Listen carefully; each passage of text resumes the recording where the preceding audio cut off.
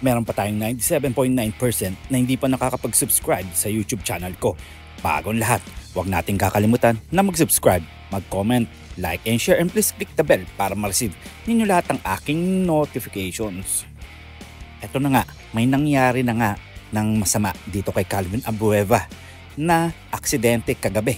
Well, noong Nobyembre 28, si Calvin Abueva nga ng Magnolia Hotshots ay dinala sa ospital matapos ang isang aksidente sa laro laban sa Blackwater Elite. Sa gitna ng laro, nakatanggap si Abueva ng hindi sinasadyang tama sa ulo mula sa isang kalaban dahil sa lakas ng impact. Napilitan siyang alisin mula sa laro upang magamot.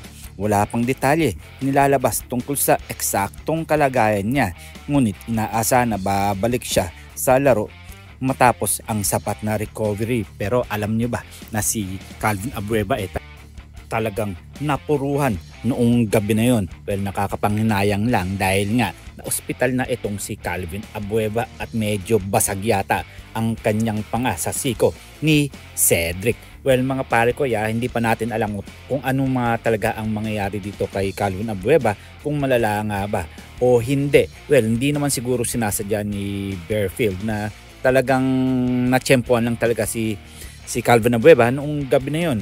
Well, sana nga makarecover siya, pero ang maganda ron, nanalo pa rin ang Magnolia Hotshots at tinalo nila ang Black Bossing Elite. Well, mga pare ko, kayo, ano ba ang inyong masasabi dito? Makakabalik naman kaya si Calvin Abueva sa susunod na laro? Well, hintay-hintay lang tayo dahil pag-usapan natin etong si Terence Romeo. Well, alam niyo ba si Terence Romeo nalipat na naman sa ibang kupunan dahil alam niyo na kung anong kupunan yon.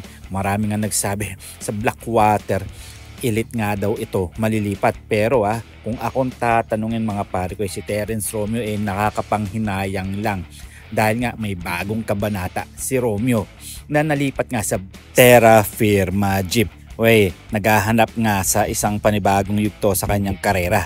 Ang trade ay inaasahang magbibigay sa kanya ng mas malaking papel bilang team leader, lalo na't ang Blackwater at ang Terra Firma Jeep ay nangangailangan ng isang scorer na maaaring bumuo ng kanilang koponan.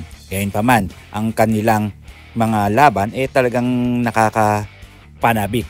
Well, maghintay-hintay lang tayo dahil nga marami pang pwedeng mangyari. Gayunpaman, kailangan niyang patunayan ang kanyang husay sa bagong team, lalo na't galing siya sa isang injury-prone na season sa San Miguel Beerman. Ayon sa mga taga-Suri, ang susunod na season ay magiging mahalaga para maipakita ni Terence Romeo na kaya pa rin niyang makipagsabayan sa isa sa pinakamahusay na guards ng liga. Well, si Terence Romeo talaga kayang-kaya niya ngang makipagsabayan kahit kanino, kahit sa mga international na point guard. Well, alam naman natin na si Romeo, once na pumutok yan, talagang tuloy-tuloy yan.